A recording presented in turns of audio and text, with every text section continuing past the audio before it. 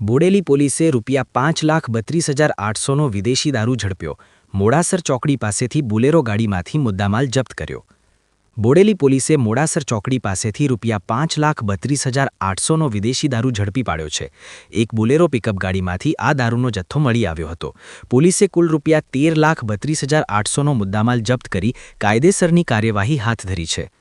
છોટાઉદેપુર જિલ્લો સરહદી વિસ્તાર હોવાથી પરપ્રાંતમાંથી વિદેશી દારૂ ઘુસાડવાના પ્રયાસો થતા રહે છે.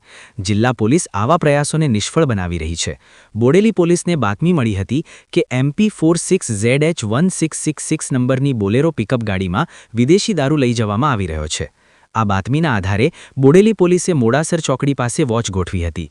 વોચ દરમિયાન બાતમી મુજબની ગાડી આવતા તેને રોકવાનો ઇશારો કરાયો હતો. જો કે ચાલક ગાડી ભગાવીને આગળ જઈ ગાડી મૂકી ફરાર થઈ ગયો હતો. પોલીસે ગાડીની તપાસ કરતા તેમાંથી વિદેશી દારૂની 3,120 બોટલ મળી આવી હતી, જેની કિંમત ₹5,32,800 આંકવામાં આવી છે. પોલીસે વિદેશી દારૂ અને બોલેરો પિકઅપ ગાડી સહિત કુલ ₹13,32,800નો મુદ્દામાલ જપ્ત કર્યો છે. આશા ન્યૂઝ ગુજરાતી રિપોર્ટ ઝહીર સૈયદ, બોડેલી.